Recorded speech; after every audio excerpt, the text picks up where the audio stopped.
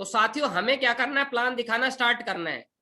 Plan दिखाना है सबसे पहले डेली, क्या है ना, ये हमारी हैबिट के अंदर आना चाहिए। जैसे हम लोग क्या करते हैं, मॉर्निंग में जगते हैं और हम फ्रेश होते हैं, उसके बाद क्या ब्रश करते हैं, अपना चेहरा धोते हैं, नाश्ता करते हैं, नहाते हैं।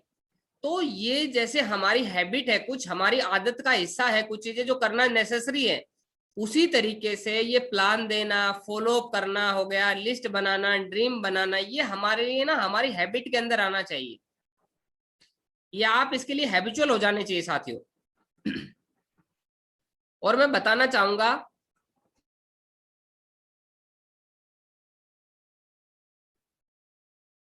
साथियों, मैं बताना चाहूंगा कि आपको डेली प्लान दिखाने का मिशन लेना है कि कम से कम एक प्लान तो आपका होना ही चाहिए। मिनिमम वन प्लान होवे, डेली होवे।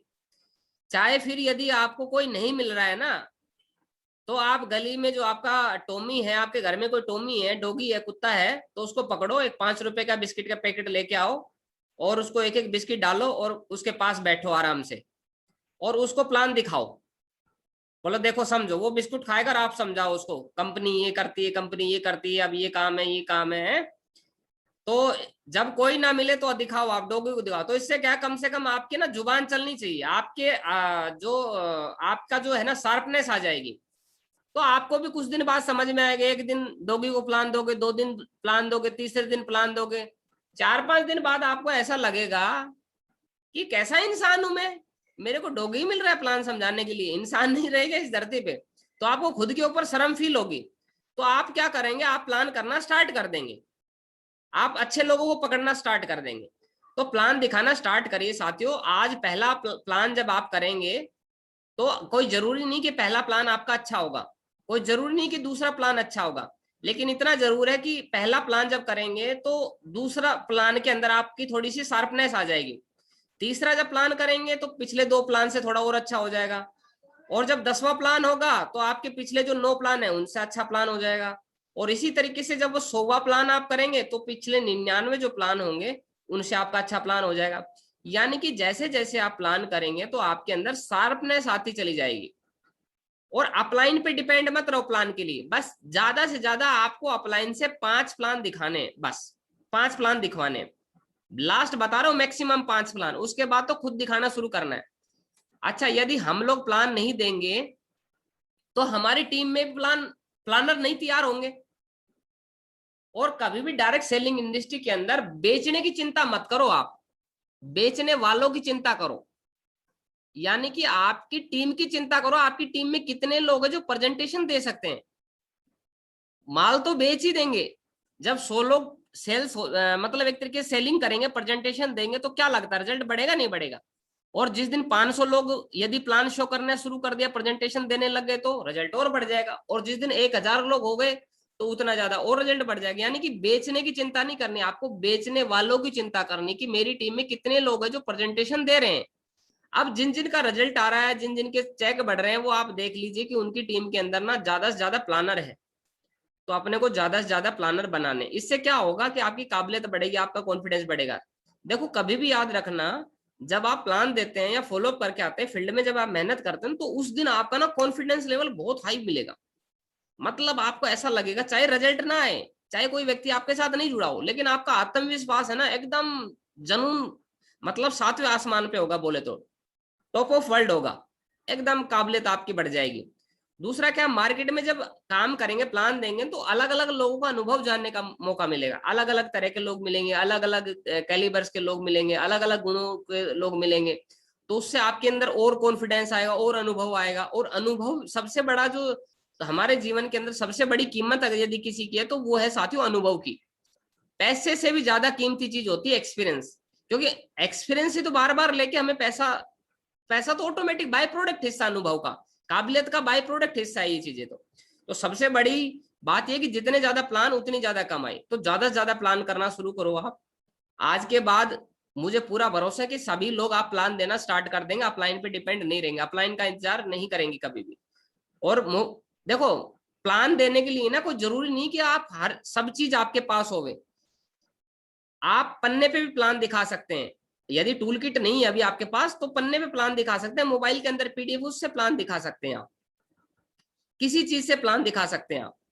और आपका प्लान ऐसा होना चाहिए कि यदि 2 मिनट कोई कहे तो 2 मिनट में भी आप प्लान समझा सके, और कोई बोले मुझे 1 घंटे तक प्लान समझाना है तो 1 घंटे प्लान समझा सके। मतलब इतने काबिल बनना है आपको कि अपने बिजनेस को 2 मिनट में समझा सके प्लान को। तो साथियों प्लान करना शुरू करें, मुझे भरोसा करेंगे। और जब हम प्लान करना स्टार्ट करेंगे साथियों तो क्या होगा देखते हैं आगे। It's game of numbers, so play properly. यानी कि जो गेम है ना ये नंबर्स का गेम है साथियों, इसलिए हमें इसको प्रॉपरली खेलना है। Do more and more plan to become a good planner. ज्यादा से ज्यादा प्लान देने से हम एक अच्छा प्लानर बनेंगे, अच्छे प्रेजेंटेशन दे पाएंगे हम। और हमेशा ध्यान रखिएगा कि एक रेशो है, एवरेज का जो नियम होता है, एवरेज का जो प्रिंसिपल है, वो धरती के कहीं पे भी चले जाए वो काम करेगा ही करेगा, कहीं पे भी आप प्लान दें। तो मार्केट के अंदर यदि 100 लोगों का आप प्लान दिखाएंगे तो रिजल्ट आपका 35% आता है। मान लीजिए यदि 100 लोगों का आप प्लान दिखाते हैं, यानी 100 लोगों को बिजनेस के बारे में जानकारी देंगे तो 35 लोग जुड़ेंगे। मार्केट का रेशियो आज का कि मिनिमम 35 लोग तो जुड़ेंगे जुड़ेंगे आज। चलिए यदि हम इन 35 लोगों को देखते हैं, 100 लोगों को यदि हम 10 साल में प्लान दें, यानी कि 100 लोग हैं हमारी लिस्ट डायरी के अंदर, हमारे जानकार 100 लोग हैं और उनको हम 10 साल लगाए प्लान देने में, तो क्या लगता है कितना रिजल्ट आएगा? 35 ही लोग जुड़ेंगे उनमें से, यानी 35% रिजल्ट आएगा। और उन्हीं 100 लोगों को यदि हम 5 साल में बिजनेस का प्लान दिखाएंगे तब भी 35 ही लोग जुड़ेंगे, यानी 35% रिजल्ट आएगा। 100 लोगों को यदि 1 साल में बिजनेस बताएंगे तब भी 35%, यानी 35 ही लोग जुड़ेंगे। 100 लोगों को यदि 6 मंथ में दिखाएंगे तब भी 35 ही लोग जुड़ेंगे। और उन्हीं 100 लोगों को यदि 1 महीने में दिखाएंगे तो भी 35 ही लोग जुड़ेंगे। और उन्हीं 100 लोगों को यदि हम 15 दिन में प्लान दिखाएंगे तब भी 35%, यानी 35 लोग जुड़ेंगे। और उन्हीं 100 लोगों को यदि 100 पीपल को यदि हम 1 दिन में प्लान दिखा दें तब भी 35 ही लोग जुड़ेंगे, क्योंकि रेशियो उतना ही निकलना है।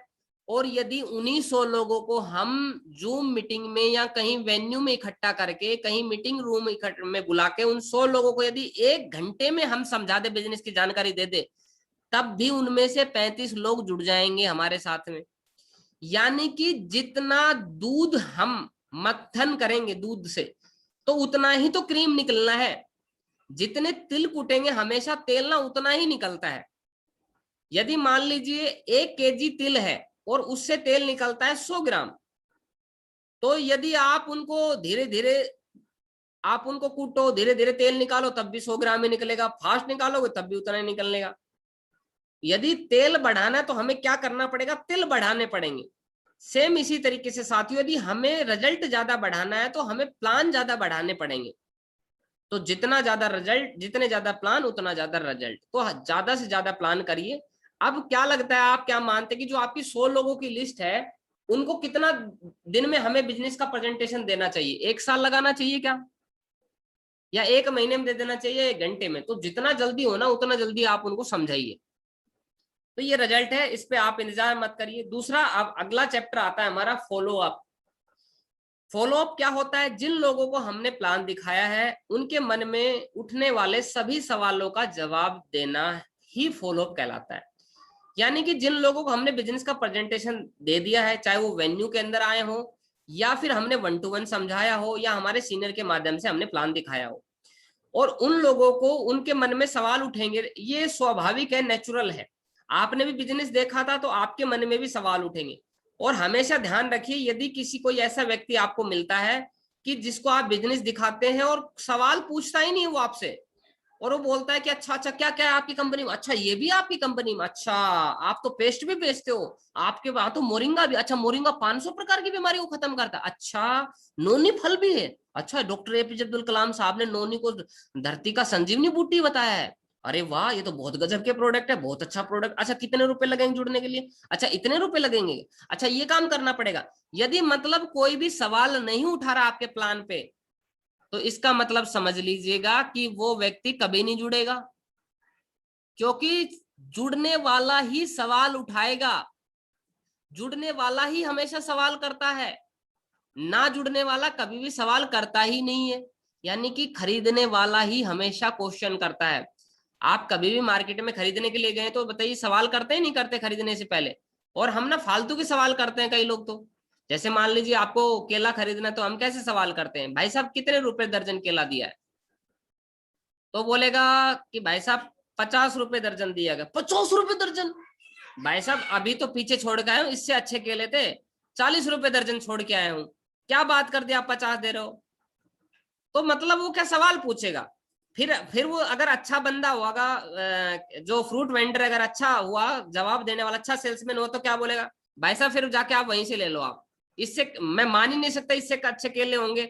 क्योंकि आजकल क्या है ना, वैसे सीजन का टाइम है, और आजकल तो केले 45 रुपए तो हमारे पास ही आ रहे हैं, तो 5 रुपए तो हमें बचने चाहिए। तो हमें लगा अच्छा अच्छा अच्छा अच्छा, भाई साहब देख लो, मैं आपका पुराना ग्राहक हूँ, सही सही लगा लो। मतलब कभी भी नहीं गए हम उसके पास खरीदने के लिए, लेकिन हम क्या बोल रहे हैं कि भाई साहब मैं आपका पुराना ग्राहक हूँ। और वो भी बहुत समझदार आदमी है, वो बोलता अच्छा, हाँ बिल्कुल भाई साहब, आप तो पुराने ग्राहक आते ही रहते हैं मेरी दुकान पे, इसीलिए तो मैं आपको इतने सस्ते लगा रहा हूँ 50 रुपए, नहीं तो भाई साहब मैं तो 55-60 रुपए बेच रहा हूँ।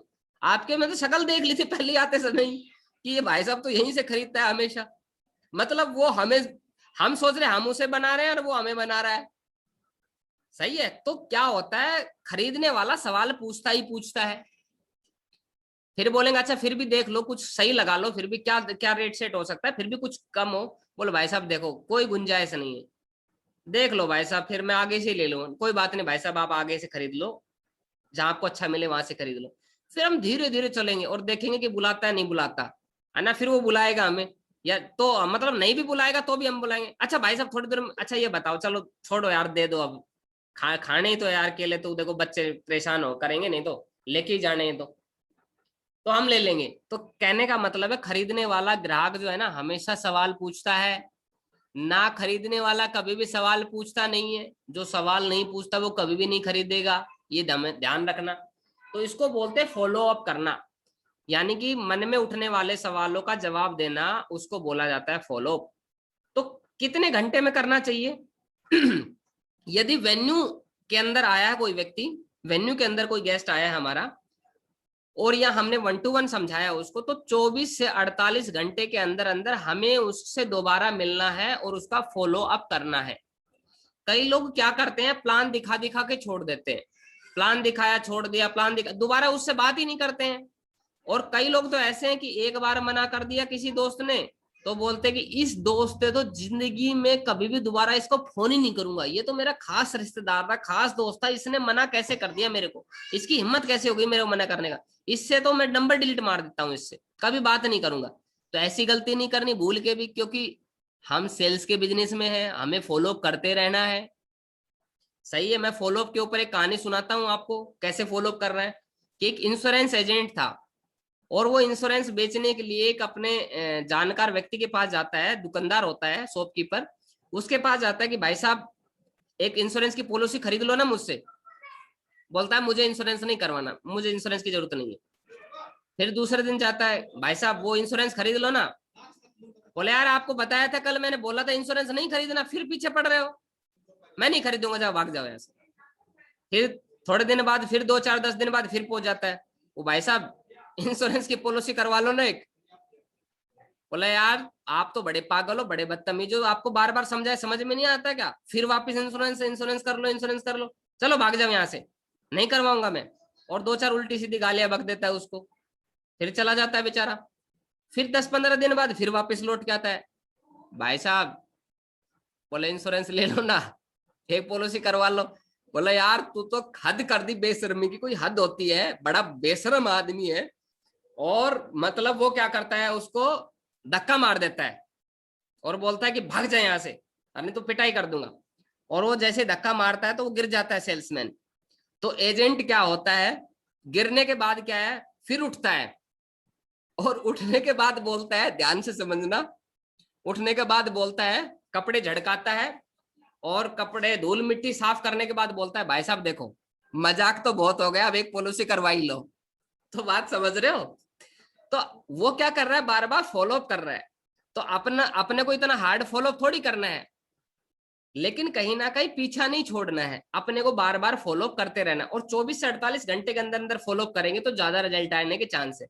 जैसे मान लीजिए मैं आपको बताता हूँ कि कोई धातु है, चाहे लोहा, पीतल, तांबा, कांसे, कांच हो गया ना, कोई भी धातु है, उस धातु को यदि हमने भट्टी में गर्म कर दिया, गर्म, और उसको पिघला दिया, और एक साँचा है, साँचा, यानी कि उससे हम कुछ ना कुछ आकृति देना चाहते हैं, तो वो जो मेटल है, कोई भी मेटल ले लीजिए आप, मान लीजिए आयरन है, लोहा है, और वो भट्टी के अंदर पिघल गया, और पिघलने के बाद हम उसको सांचे में ढालेंगे, डाल देंगे, तो वो आकार, आकृति बन पाएगी, उसकी शेप बन पाएगी, जो शेप हम चाहते हैं तब बन पाएगी। या हम उस भट्टी से निकालने के बाद थोड़ी देर छोड़ दें उसको, और फिर सांचे में डाल दे, तो क्या डल जाएगा?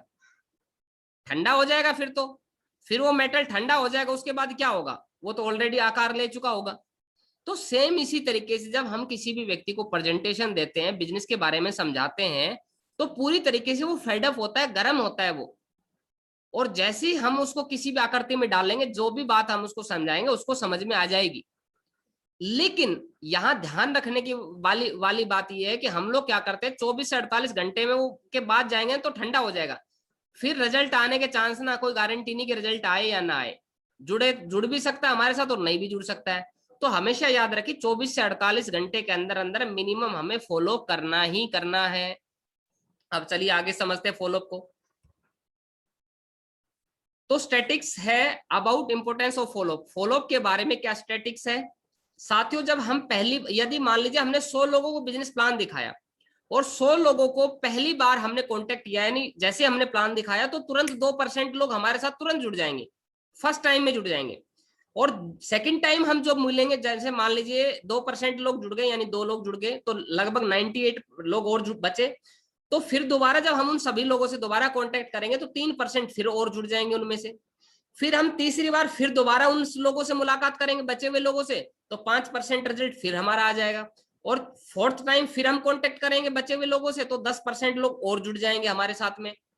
यानी कि देखो, पहले बार में 2%, फिर 3% यानी कि 5, और फिर 5% यानी कि 10 यानी 10%, और प्लस में 10% यानी कि 20%। यानी कि first, second, third and fourth 4 बार हमने कांटेक्ट किया, और 4 बार कांटेक्ट करने के बाद हमारे पास में 20% लोग कनेक्ट हो जाएंगे।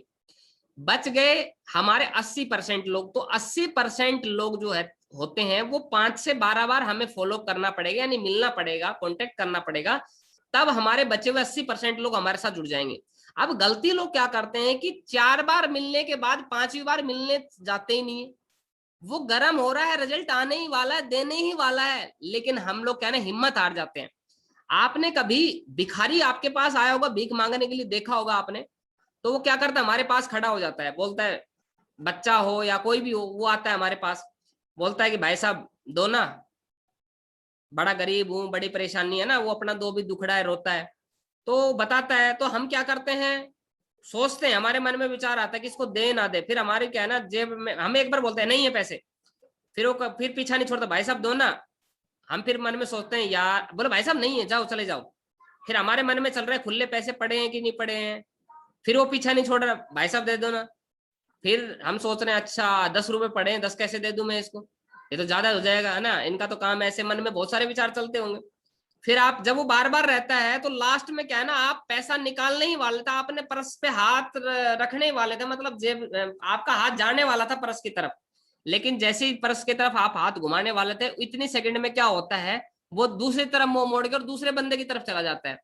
यानी कि वो आपका फॉलोअप कर रहा था बार बार प्रेजेंटेशन देने के बाद, लेकिन और हम गर्म हो रहे थे, हम लोग रिजल्ट देने ही वाले थे, लेकिन हमने क्या किया, उसने क्या किया, वो मुड़ गया, तो उसका रिजल्ट नहीं आया। सेम उसी तरीके से साथियों, जब हम बार बार किसी से कोई चीज की डिमांड करते हैं, मांगते हैं, बार बार जब हम किसी चीज के पीछे हम बताते हैं, तो रिजल्ट तो हमारा आने ही वाला होता है, लेकिन कहीं ना कहीं क्या होता है, गलती हम ये कर देते हैं कि उससे मिलना बंद कर देते हैं।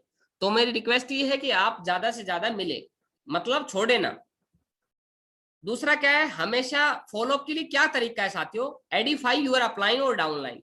यानी कि जब भी आप फॉलो पे जाए, तो या तो अपलाइन के साथ जाए या टीम के साथ जाए, प्लान करने भी जाए तो या तो अपने सीनियर के साथ जाए या अपनी टीम डाउनलाइन यानी टीम के साथ जाए। इससे क्या फायदा होगा कि या तो जब आप जोड़े के साथ जाएंगे, तो या तो आप बिजनेस अपलाइन के साथ जा रहे हैं तो अपलाइन से सीखेंगे, और टीम को साथ लेके जा रहे हैं तो टीम आपसे सीखेगी, टीम को सिखाएंगे। यानी कभी भी आपको अकेला नहीं जाना है। यदि कोई मजबूरी है तो आप अकेले जाइए, और कभी भी 5-7 लोग भी नहीं जाना किसी घर पे, वो भी गलत हो जाता है। तो साथियों, और जब भी जाए तो सबसे पहला काम आपको ये करना है कि अपलाइन जो है या आपकी टीम है उसको एडिफाई करना है। कोई जरूरी नहीं कि सीनियर के बारे में अच्छी बातें बताए, आप अपनी टीम के बारे में अच्छी बातें। देखो टीम और सीनियर जूनियरिटी क्या होती है साथियों? सीनियर जूनियरिटी कुछ नहीं होती है, सिर्फ हमारे बिजनेस को बताने के लिए सीनियर जूनियरिटी है। ऐसा भी हो सकता है कि कोई मार्केट के अंदर बहुत कामयाब पर्सनैलिटी आपके साथ में जुड़ जाए, क्योंकि बिजनेस है, आपने पहले बिजनेस की शुरुआत कर ली है तो आप पहले आ गए हैं। तो इसका मतलब ये थोड़ी कि आप सीनियर हो गए उससे।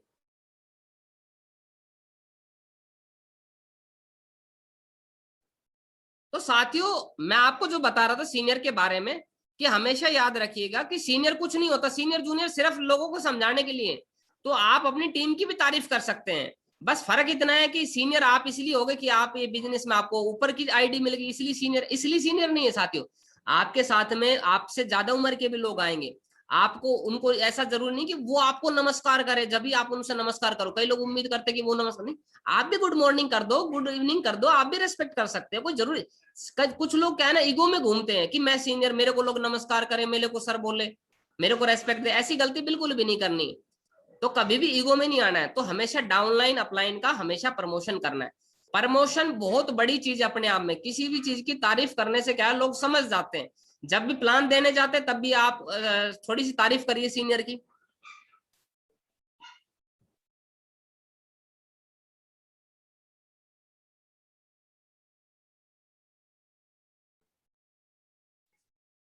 तो साथियों, मैं आपको एक चीज बताना चाहता हूं कि सीनियरिटी का जो है टीम का हमेशा प्रमोशन करिए। जैसे मान लीजिए, सपोज कीजिए कि आपका कोई सीनियर है और आप उसको किसी से मिलवाना चाहते हैं। मान लीजिए आपका गांव का कोई सरपंच है और आप उससे उसको बिजनेस का प्लान दिखाना चाहते हैं। तो एक चीज आपको ध्यान रखनी है कि आप, दो तरीके हैं उस सरपंच साहब को प्लान देने के। पहला तरीका तो यह है कि आपका कोई सीनियर बन गया तो आप उसको, आपका हक हो गया कि आप तो मेरे सीनियर है, आपको तो चलना ही पड़ेगा प्लान दिखाने के लिए। आप जबरदस्ती समझ सकते हैं, अपना अधिकार तो है, लेकिन साथ ही जबरदस्ती नहीं करनी हमें किसी को, किसी भी सीनियर के साथ में। लेकिन कुछ लोग समझते हैं कि जबरदस्ती करते हैं। वो बोलेंगे सर मेरा एक गांव का सरपंच साहब है, उनको प्लान दिखाना है, या मेरे एक सीनियर है हमारी कंपनी में, मेरे बॉस है, उनको प्लान दिखाना है। तो मान लीजिए सरपंच साहब है, आप उसको पास लेके गए कि सर मेरे एक सरपंच साहब है, उनको प्लान दिखाना है और शाम को आज 5 बजे उनसे मैंने टाइम लिया और चलेंगे। तो सरपंच साहब को अपने सीनियर के बारे में हमने कुछ नहीं बताया है, और हम जैसे उसके घर पे गए, सरपंच साहब घर पे थे ही नहीं। हमने कॉल किया सरपंच साहब को कि सरपंच साहब कहाँ हो आप? तो बोले कि भाई साहब मैं तो खेतों की तरफ आया हूँ, या मैं तो गांव में कुछ काम से आ गया। बोले भाई साहब 5 बजे आपने टाइम दिया था। अरे बोलो मैं तो क्या है ना, दिमाग से उतर गया, और चलो मैं आता हूँ, 1 घंटा लगेगा मुझे। तो वो 1 घंटे बाद आता है, तब तक हम इंतजार करते रहेंगे। उसके बाद हम क्या है, जैसे ही सरपंच साहब आता है तो हम लोग गलती क्या करते हैं, मान लीजिए प्रमोशन देखो कैसे करते हैं कि सरपंच साहब के बारे में हम बता रहे हैं।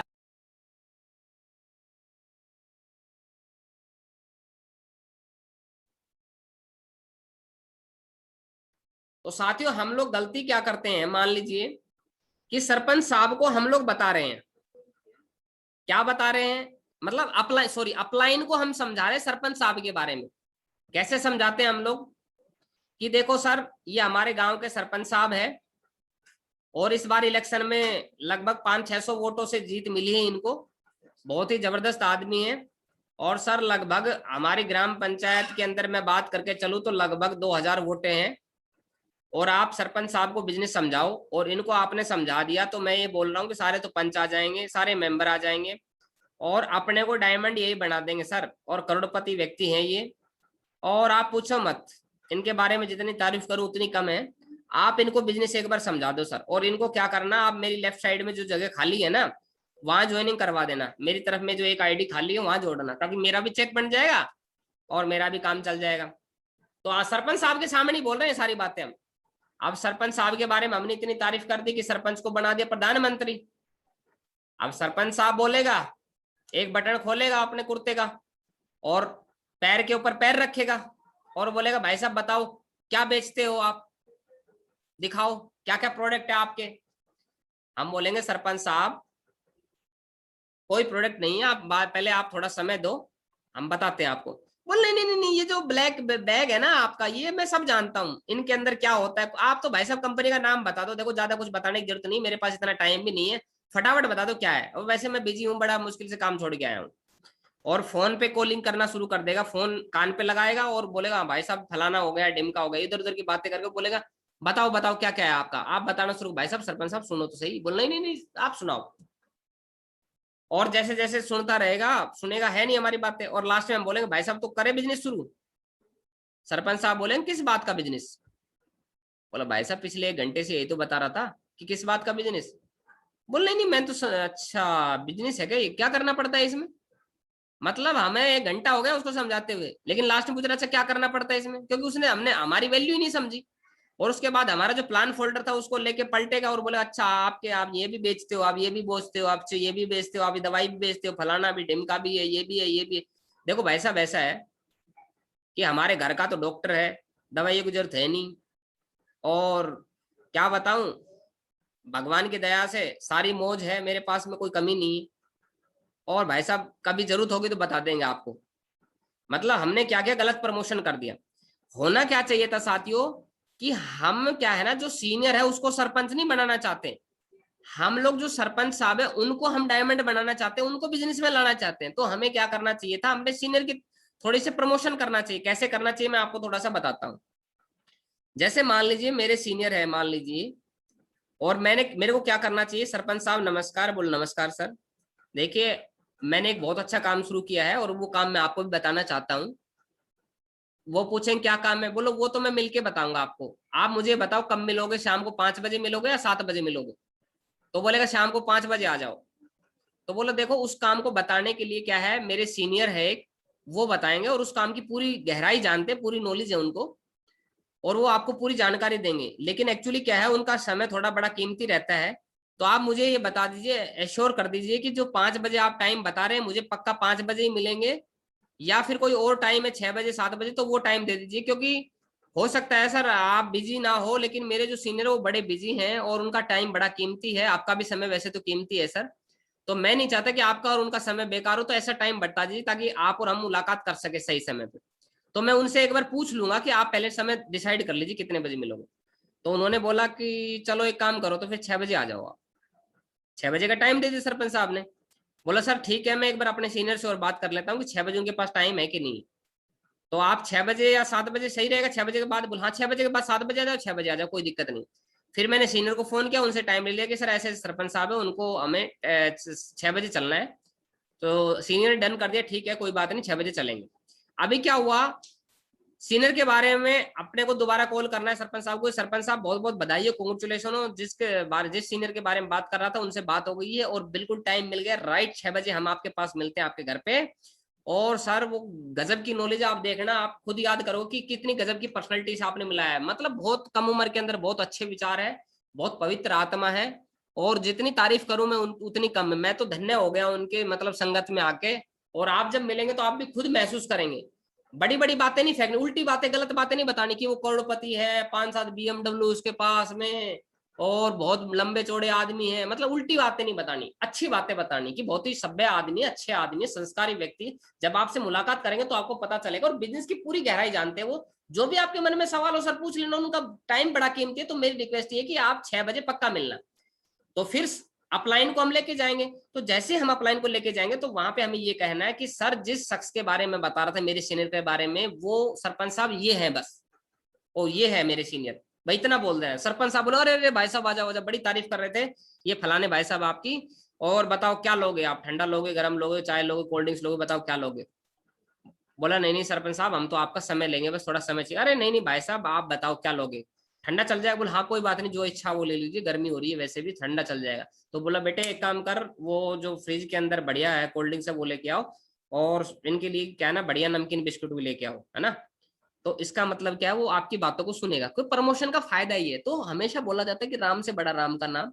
कोई आपको ये बोल दे कि एक राम आ रहा है कल 10 बजे, कौन सुने, कोई नहीं सुनेगा।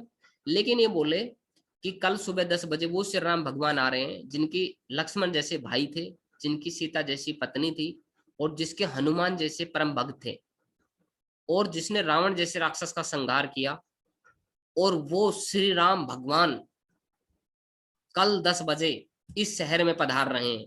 तो बताओ लाइन लग जाएगी नहीं लग जाएगी देखने के लिए? तो हर चीज का प्रमोशन होता है।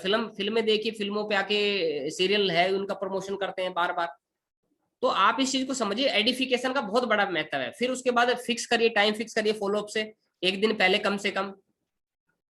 गिव सीडी, आपकी सीडी और डीवीडी बुक है, ये ब्राउजर, ये चीजें होनी चाहिए आपके पास में।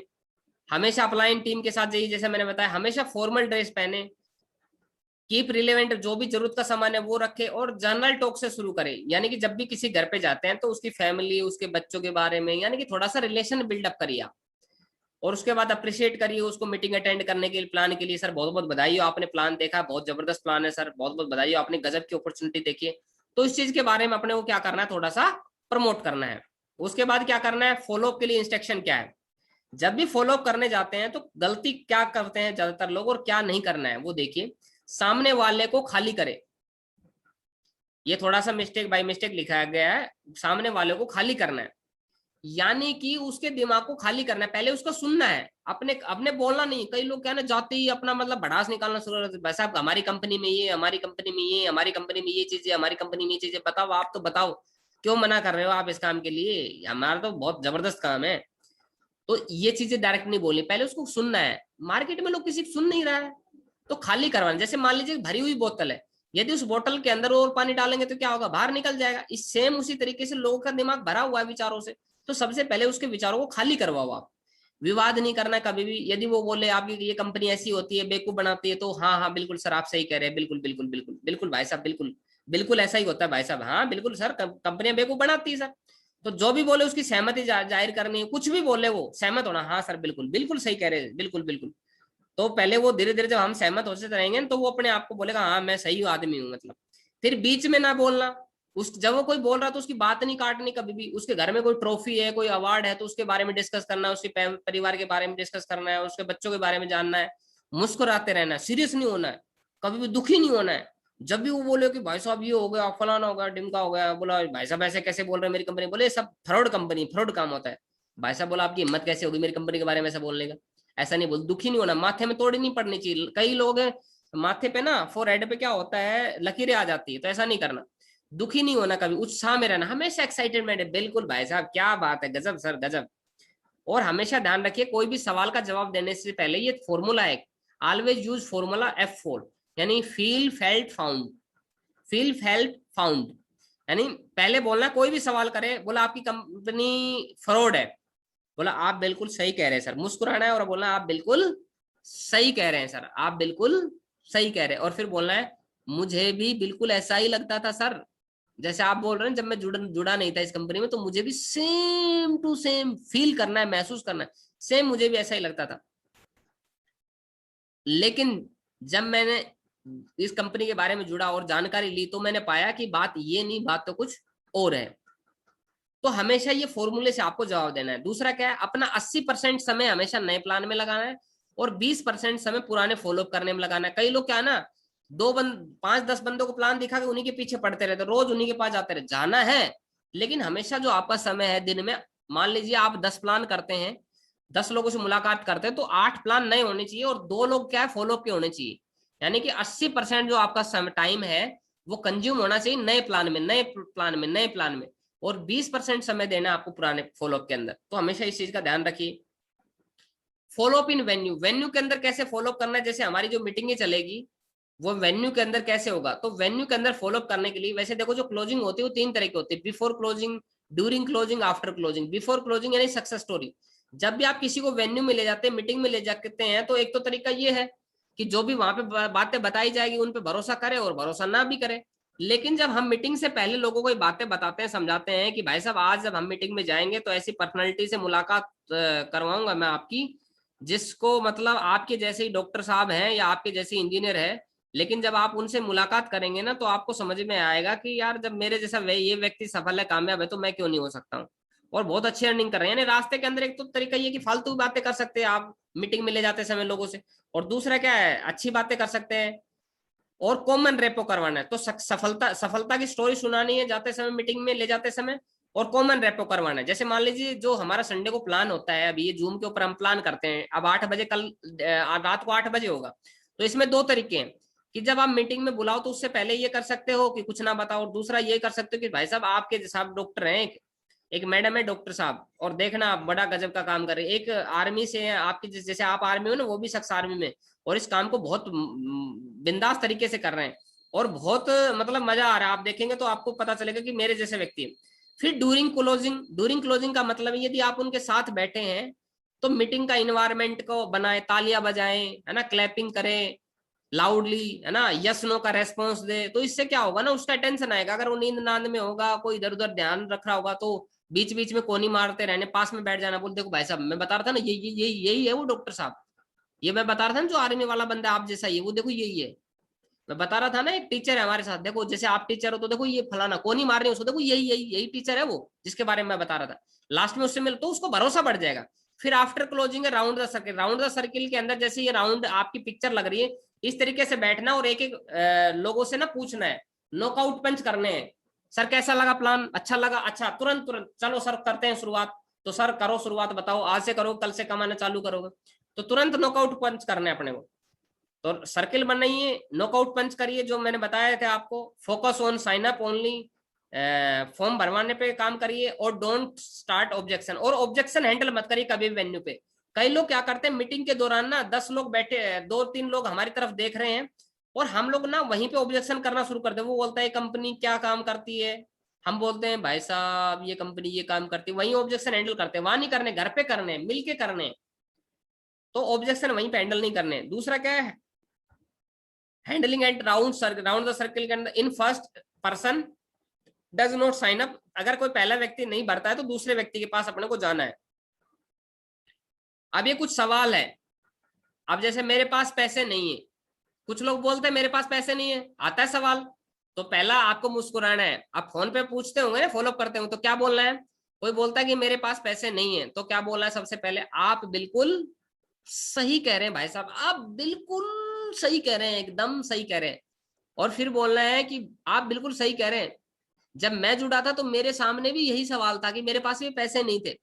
लेकिन भाई साहब आप ये बताओ, आज आपके पास, प्लीज बुरा मत मानना, मैं एक सवाल पूछूं आपसे, बोलो पूछो, कि आज आपके पास पैसे नहीं है, वैसे क्या काम क्या करते हो आप, बोले मैं जॉब करता हूँ, ये करता हूँ। भाई साहब आप ये बताओ, आज 5-10 हजार रुपए की जरूरत है आपको इस बिजनेस में लगाने की, और वो नहीं है, लेकिन खुदा ना खास्ता मान लीजिए हमारे घर में कोई इमरजेंसी आ जाए या कहीं हमने टूर वूर पे जाना पड़ गया और 10,000-20,000 की जरूरत पड़ेगी, तो उस कंडीशन में हम क्या करेंगे बताओ, तो हम बोलेंगे पैसे नहीं।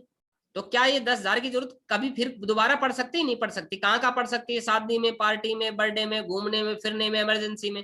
तो जब जब जरूरत पड़ेगी तो आपके टैप रिकॉर्डर में गाना बजता रहेगा कि पैसे नहीं है, पैसे नहीं है, पैसे नहीं है, पैसे नहीं है, पैसे नहीं है, पैसे नहीं है, पैसे नहीं है, पैसे नहीं है, पैसे नहीं है, पैसे नहीं है, पैसे नहीं है, पैसे नहीं है।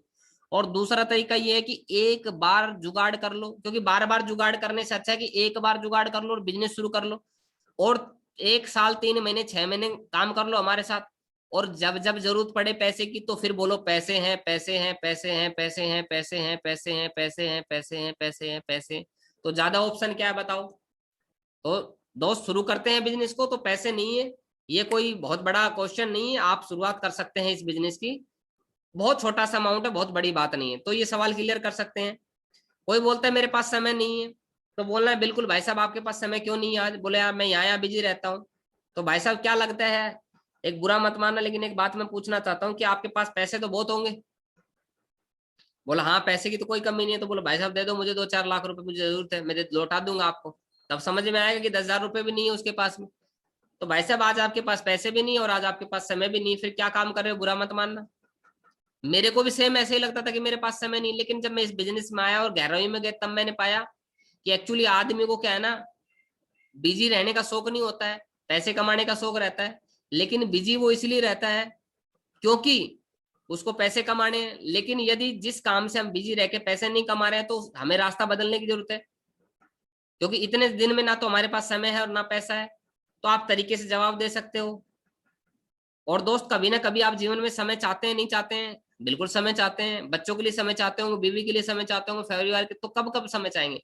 तो यदि आप वही गाना बजता रहे कि समय नहीं है, समय नहीं है, समय नहीं, समय नहीं, लेकिन एक बार लगाइए यहाँ पे समय ही समय होगा आपके पास में। और कोई जरूरी थोड़ी कि आपको ये काम करना है, अकेले करना है। आज आप अकेले करते हैं तो आप अकेले करते हैं, कल 2 लोग आते हैं तो वो आपका काम बांट लेते हैं 50-50%, फिर 4 लोग आ जाते हैं, फिर और आपका 25-25% बढ़ जाता है, फिर आपके आता है फिर 10-10, 12-12% वो लोग बांट लेते हैं।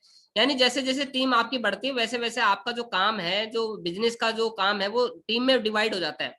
तो उस कुछ दिन के बाद ऐसा होगा कि आपकी 5-10 हजार की टीम होगी और आप बिल्कुल फ्री होंगे, समय ही समय होगा आपके पास में। तो सर करिए, मिलके शुरू करते हैं। और इस काम में ऐसा भी कोई जरूरी नहीं है, इस काम के अंदर आज आपके पास 1 घंटा तो आज कर लीजिए, कल आपके पास में 2 दिन के बाद 2 घंटे 2 दिन के बाद कर लीजिए। आपके पास 7 दिन तक बिल्कुल समय नहीं तो 7 दिन तक मत करिए, 7 दिन के बाद कोई छुट्टी उस दिन कर लीजिए। आपको लग रहा है ना ना मेरे पास तो रात को 12 बजे समय, तो रात को 12 बजे कर लीजिए। आपको लग रहा है ना 3 महीने तक तो मैं बिल्कुल बिजी हूँ, तो 3 महीने के बाद शुरू कर लीजिए। लेकिन जब भी आप इस बिजनेस को शुरू करेंगे तो हमेशा आपको क्या होगा, आपके नीचे आपको कुछ ना कुछ टीम का फायदा मिलेगा। तो सर शुरू करिए, मिलके बड़ा काम करते हैं। फिर वो बोलता है कि मैं 2 नहीं बना सकता, कुछ लोग बोलते हैं मैं 2 नहीं जोड़ सकता। तो आपको बोलना है, मुस्कुराना है, आप सर बिल्कुल सही कह रहे हैं, बिल्कुल सही कह रहे हैं। सेम मुझे भी ऐसा ही लगता था, लेकिन जब मैं गया बिजनेस के बारे में, जब मैंने जाना तो मुझे पता चला एक्चुअली कि यहाँ पे 2 बनाने नहीं है, बने बनाए जो मार्केट में घूम रहे हैं, हमें उनको तो कामयाब बनाना है बस। तो सर आप मुझे बताइए एक्चुअली, जैसे मेरे पास ये सवाल आया था एक बंदे का, मैंने बताया भी था कि एक बंदे ने मेरे से पूछा कि सर मैं लोगों को नहीं जोड़ सकता। तो मैंने उसको बोला कि सर मुझे लगभग 12 साल का समय हो गया, आप बताइए मुझे 3 महीने का समय होगा और मेरी इतनी टीम हो गई और मेरे साथ 10 लोगों की टीम जुड़ गई, तो क्या लगता है मैं भी आगे जोड़ नहीं पाऊंगा क्या? मेरे से भी नहीं जुड़ेंगे इसका मतलब, तो आपसे नहीं जुड़ेंगे? तो बोले नहीं नहीं, आपसे तो जुड़ेंगे क्योंकि आपको तो 15-20 की टीम होगी आपकी, आप 100 लोगों की टीम होगी आपकी। तो सर आप ये बताइए, मेरे से जुड़ेंगे तो आप अपने जानकारों को मुझसे मिलवा दीजिए। तो आपने तो बोला कि आप तो जोड़ सकते हैं, तो मैं आपके जानकारों को जोड़ दूंगा ना, आप मुझसे मिलवाना तो शुरू करिए। तो आप थोड़ी जोड़ सकते हैं, आपको थोड़ी जोड़ना, आपको तो मुलाकात करवानी है। बोलता है कंपनी भाग गई तो उससे पूछना है सर वैसे तो कंपनी भागती नहीं है, आप बिल्कुल सही कह रहे हैं कंपनी भाग गई तो, लेकिन आप मुझे बताइए कंपनी क्यों भागती है? कंपनी के पीछे 3-4 कारण होते हैं भागने के पीछे। नंबर 1 कारण, कंपनी कोई ऐसा प्रोडक्ट ऐसे प्रोडक्ट बेच रही जो मार्केट में जिनकी जरूरत ना हो। तो सर हमारी कंपनी लेटेस्ट ट्रेंड पे काम करती है, जो भी मार्केट के अंदर जो प्रोडक्ट होते हैं उनको लेके आती है। वेलनेस का ट्रेंड है, कब बताओ सेहत पे काम कब बंद हो जाएंगे, सेहत के प्रोडक्ट कब बंद हो जाएंगे? जब तक इंसान तब तक चलता रहेगा। दूसरा, कंपनी को प्रॉफिट ना हो रहा तो हमारी कंपनी के अंदर सारी चीज कैलकुलेटेड है, नुकसान की तो कोई बात नहीं है। नंबर तीसरी चीज ये हो सकती है कि कंपनी कोई इलीगल काम कर रही हो, तो मैं बताना चाहूंगा कि कंपनी पूरी भारत सरकार की गाइडलाइन को फॉलो करके काम कर रही है। तो ये 3-4 कारण हो सकते हैं। तो सर कंपनी लगातार काम चल रही है, प्रोग्रेस हो रही है। तो जब कंपनी क्यों बंद होगी बताओ? जब फायदा नहीं हो रहा होगा तो बिल्कुल बंद नहीं होगी।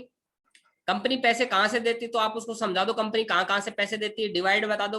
वो जो 65% है कि कोई भी प्रोडक्ट बनता है लगभग 35 रुपए में बनता है और ग्राहक को 100 रुपए में पहुंचता है, तो बीच का जो 65% पैसा है वो आपने देखा वो डिस्ट्रीब्यूटर डीलर रिटेलर के अंदर बढ़ता है। तो जो हमारी कंपनी है वो 65% की जो कमाई है वो हमारे डिस्ट्रीब्यूशन को बांटती है।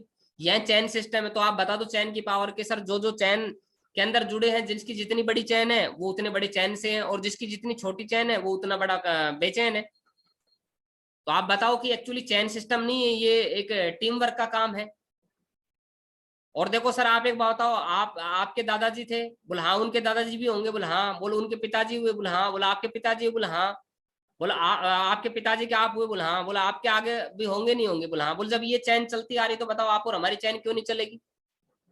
है ना? तो बताना कि सर चैन, जिसके पास जितनी बड़ी चैन है उसको बता दो कि सर दूध वाला है, उसने भी कम से कम 100-50 लोगों की चैन बना रखी है, वो भी पैसे वाला। एक परचून का दुकान वाला दुकानदार है, उसके मोहल्ले के अंदर 100 लोग उसके ग्राहक है, तो वो भी उसकी चैन है। आप जिस कंपनी के शर्ट पहन के बैठे हो इस कंपनी की कहीं ना कहीं चैन में आते हो, जिस कंपनी का मोबाइल यूज करो इस कंपनी की चैन में आते हो, जिस कंपनी की सिम आप इस्तेमाल करो उस कंपनी की चैन में आते हो, जिस कंपनी की आपने एसी लगा रखी है उस कंपनी की चैन में आते हो, जिस कंपनी की गाड़ी यूज करते हो उस कंपनी की चैन में आते हो। तो सर मैं बताना चाहूंगा कि चैन के अंदर आने से पैसा नहीं होता, चैन में जुड़ने से गरीब होता है आदमी। लेकिन जो चैन बनाता है ना वो उतना बड़ा अमीर बनता है, कामयाब बनता है। तो सर क्या करना चाहिए? हमेशा लगातार किसी की चैन में जुड़ा रहना चाहिए, अपनी भी चैन बना लेनी चाहिए।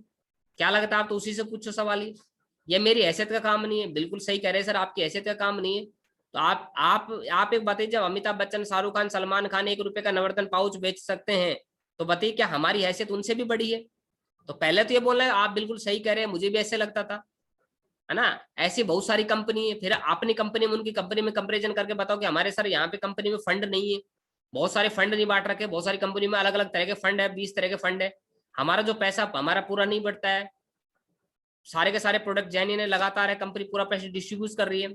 ऐसा कुछ नहीं होता है। तो उनको बताओ, सफल लोगों का इतिहास बताओ, बोले सर ये देखो इतने लोगों के साथ हो रहा है तो आप और हमारे साथ क्यों नहीं होगा? अगर ऐसा कुछ नहीं होता तो फिर इनके साथ भी नहीं होना था। तो ये सारे सवाल के जवाब दिए जा सकते हैं। प्रोडक्ट बहुत महंगे हैं तो उनको बताओ सर प्रोडक्ट महंगे नहीं है, आप बताओ ये प्रोडक्ट वैसे कितने का होना चाहिए आपके हिसाब से? वैसे तो जो हमारा टूथपेस्ट है मान लीजिए 65 रुपए का, तो उससे बोलो सर हमारा टूथपेस्ट 65 रुपए का, आपके हिसाब से कितने का होना चाहिए? तो बोलेगा मेरे हिसाब से 40 रुपए का होना चाहिए। तो सर 40 रुपए का हो जाएगा तो आप इस बात की गारंटी देते हो कि फिर महंगा नहीं बोलेंगे लोग? फिर भी सोच लो सर, 40 रुपए का कर देंगे तो बोल नहीं नहीं 25-20 रुपए का होना चाहिए। बोलो सर आपकी इस बात की गारंटी देते हो कि 20 रुपए का हो जाएगा हमारा पेस्ट, तो लोग महंगा नहीं बोलेंगे, गारंटी देते हो पक्का इस बात की? बोला सर क्या बताएं? तो उसको समझा दो कि भाई साहब जब तक हिंदुस्तान के अंदर नीम की दातुन करने वाले लोग हैं, किक्कर की दातुन करने वाले लोग हैं, तब तक उनको महंगे लगते ही रहेंगे। क्या तो उनको बताओ कि एक्चुअली प्रोडक्ट महंगे नहीं है, हमारी इनकम नहीं है इसलिए हमें प्रोडक्ट महंगे लगते हैं। एक व्यक्ति आज 1 करोड़ की कार खरीद रहा है और एक व्यक्ति है एक साइकिल का टायर नहीं बदल पा रहा है, तो इसका मतलब कमी कहाँ पे? एक व्यक्ति पेट्रोल पंप पे जाता है अपनी टंकी फुल करवा लेता है और एक आदमी बोलता है कि 50 रुपए का डाल दो, तो कमी कहाँ पे? पॉकेट के अंदर कमी है या मतलब टंकी बड़ी कर दी वो बाइक सेम होने के बावजूद भी? तो साथियों मेन जो प्रॉब्लम है वो प्रोडक्ट की है, उनको बताइए आप, प्रोडक्ट की नहीं है सॉरी। प्रोडक्ट महंगे नहीं है, एक्चुअली हमारी पॉकेट के अंदर इनकम नहीं है। तो साथियों बधाई हो अगर आपकी पॉकेट में इनकम नहीं है, तो इनकम कमाने का जरिया मैं बता रहा हूँ। और हमेशा आप जब जब आप यदि प्रोडक्ट को यहाँ से कोई ऐसा काम शुरू नहीं करेंगे, इनकम का जरिया नहीं बनाएंगे, तो हमेशा आपको प्रोडक्ट महंगे ही लगते रहेंगे। जब जब आप कोई चीज खरीदने जाएंगे तो हर बार आपको महंगे महंगे महंगा दिखता रहेगा, लेकिन आपकी जेब में जब पैसा अंदर जाएगा उस दिन के बाद आपको सारे प्रोडक्ट सस्ते लगने लग जाएंगे। क्योंकि जो ये प्रोडक्ट है, अगर मैं सलमान खान, शाहरुख खान या बड़े बड़े स्टार लोगों के पास लेके जाऊं जो अमीर लोग हैं, तो क्या बोलेंगे? यही बात बोलेंगे क्या ये प्रोडक्ट महंगे? कभी नहीं बोलेंगे ये बात। फिर दूसरा अगला सवाल ये हो सकता है सब सब सफल क्यों नहीं होते? तो वो आप बता सकते हो सर कोई भी, आप बिल्कुल सही कह रहे हैं, लेकिन आप एक क्षेत्र बताओ, एक ऐसा क्षेत्र बताओ जिसमें सब लोग कामयाब हो जाते हो। तो कामयाब भी इसीलिए नहीं होते हैं क्योंकि उसके लिए मेहनत लगती है, उसके लिए खून पसीना लगता है, उसके लिए पूरी पूरी डेडिकेशन लगता है, मीटिंग में आना पड़ता है, ट्रेनिंग में आना पड़ता है, सीखना पड़ता है, तब जाके कहीं कामयाबी मिलती है।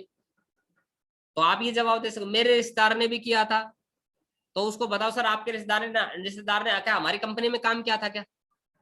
बताओ यदि हमारी कंपनी में काम किया और कामयाब नहीं हो तो बताओ। फिर आपका रिश्तेदार ने काम किया तो सर मेरी बात करवा दो आपके रिश्तेदार से। मैं पूछना चाहूंगा आपके रिश्तेदार ने कितनी किताबें पढ़ी है और कितने दिन काम किया है ना? कितनी ट्रेनिंग अटेंड की है, कौन कौन सी किताबें पढ़ी है, तो समझ, कितनी मीटिंग अटेंड की है, तो समझ में आ जाएगा। सोच कर बताता हूँ तो सर सोच के क्या बताएंगे? तब तक तो आपको नुकसान हो जाएगा, है ना? सोच लीजिए आप, मैं यही बैठा हूँ कितने तो 10 मिनट में बात कर लेता हूँ फोन पे एक बंदे से, तब तक आप सोच लीजिए। बोले नहीं कल बताऊंगा, सोचने में इतना क्या टाइम मत लेना। पिताजी से पूछ कर बताऊं तो उसके पापा जी से पूछ लो, उनका जवाब क्लियर करो। कर तो रहा हूं पर चल नहीं रहा है ना? कई सारे सवाल हो सकते हैं, मैं तो कर रहा हूं पर टीम नहीं काम कर रही। तो ये इनका जवाब एक, जब हम लीडर्स एलडीपी करेंगे तो उसके अंदर सभी का जवाब देंगे। घर वाले सपोर्ट नहीं कर रहे हैं, सब बताएंगे कि करके। तो साथियों ये हमें आगे सर्कल है, इसको फॉलो करना है। Dream list, invitation, show the plan, follow, closing. इस सर्कल को जितना हम घुमाएंगे, बार बार जितना हम घुमाएंगे, जितना घुमाएंगे, उससे क्या होगा, हमारा रिजल्ट बढ़ेगा लगातार। इसको डुप्लीकेट करना है, खुद ट्रेनिंग में आना है, खुद लिस्ट बनानी, खुद ड्रीम बनाने, और नीचे टीम हमारी ड्रीम बनाएगी, लिस्ट बनाएगी, इन्विटेशन करेगी, सौदा प्लान करेगी, फॉलो करेगी। तो साथियों ये चैप्टर हमारा कंप्लीट होता है। अगला चैप्टर आता है जो आइडेंटिफाई लीडर, यानी कि लीडर की पहचान क्या है। अगर आपको अपनी टीम में एक सही लीडर को पहचानना है तो उसकी पहचान क्या है? तो उसकी पहचान ये है साथियों, attend all meeting and system, ready to use tools of system. यानी कि ऐसा लीडर हो जो हर ट्रेनिंग मीटिंग को अटेंड करता हो। आपकी टीम में आप चाहते हो ना कि आपको पता रहे कि ये अच्छा बंदा है नहीं है, तो उसको पहचानने का ये तरीका, ये 4 पैरामीटर है, आप उसको चेक कर लीजिए कि सबसे पहले वो मीटिंग ट्रेनिंग में आ रहा है कि नहीं आ रहा, वो सिस्टम की एक्टिविटी में यूज कर रहा है नहीं कर रहा है, तो आपको पता चल जाएगा वो कितना अच्छा लीडर है। दूसरा, रेगुलर जो कमिटमेंट दे रहा है फील्ड के अंदर अपलाइन को, उस टीम को, उसके साथ काम कर रहा है नहीं कर रहा है, कमिटमेंट के साथ। अपलाइन जो मिशन ले रहा है उसमें सहयोग कर रहा है कि नहीं कर रहा है, और क्या अपलाइन की वो रेस्पेक्ट करता है कि नहीं करता है, या मुंह चढ़ा लेता है अपलाइन को देखते बात करते समय। तो उससे पता चलेगा आपको कि एक लीडर है या नहीं है। जो हमेशा ऐसा व्यक्ति कोई रिजल्ट जो है वो दे रहा है कि नहीं दे रहा, प्रोड्यूस कर रहा है कि नहीं कर रहा रिजल्ट, और सिस्टम को डुप्लीकेट कर रहा है कि नहीं कर रहा अपनी टीम में नीचे। तो इससे आपको पता चल जाएगा कि वो लीडर है या नहीं है। तो ऐसे लीडर को आप पकड़ के रखिएगा, ऐसे कोर लीडर को आप अपने पास रखिएगा हमेशा। दूसरा क्या, नेटवर्क मार्केटिंग में अपनी टीम को कौन मोटिवेट रख पाएगा, जो ना सुनने से नहीं घबराएगा। अपनी टीम को वो मोटिवेट रख पाएगा हमेशा जो कभी भी, उसको कितने ही लोग मना कर दे, पूरी दुनिया मना कर दे, काम नहीं चलेगा नहीं चलेगा, फिर भी वो मतलब एकदम मोटिवेट रहे, ना से ना घबराए। और ना कभी चिपकती है क्या, आप बताओ। किसी ने बोला ना ना ना ना ना, और आपकी क्या है ना, एक कॉलर पे चिपक गई, एक गाल पे चिपक गई, एक आंख पे चिपक गई, दो चार सर में चिपक गई है ना, टांगों में, पैरों में, हाथों में चिपक गई। ना चिपकते क्या, मुझे समझाओ आप। कभी नहीं चिपकती ना। तो कुछ लोग क्या है ना को चिपका लेते हैं। तो चिपकाना नहीं, ना से घबराना नहीं है। जो किसी भी स्थिति में रिजल्ट निकाल कर दिखाता हो, मतलब चाहे लॉकडाउन हो, चाहे फील्ड हो, चाहे कुछ भी, कैसी भी कंडीशन हो, लेकिन हर परिस्थिति में वो रिजल्ट निकालता हो, बहाना नहीं बनाता हो। कई लोग ना बहाने बनाते रहते हैं, सर मेरे साथ ये दिक्कत, सर ये दिक्कत, ये परेशानी, ये परेशानी। मतलब वो इतने बेचारे, बेचारा भिखू, हमारे कहा स्टोरी थी, बेचारा भिखू बने रहते हैं वो। मतलब वो रोना रोते रहते, जिंदगी का, परेशानी का, घर का, सर मेरे साथ ये दिक्कत, ये दिक्कत किसके साथ नहीं है भैया। ये जो धरती है, पृथ्वी लोक है, इसके अंदर सबके साथ दिक्कत है।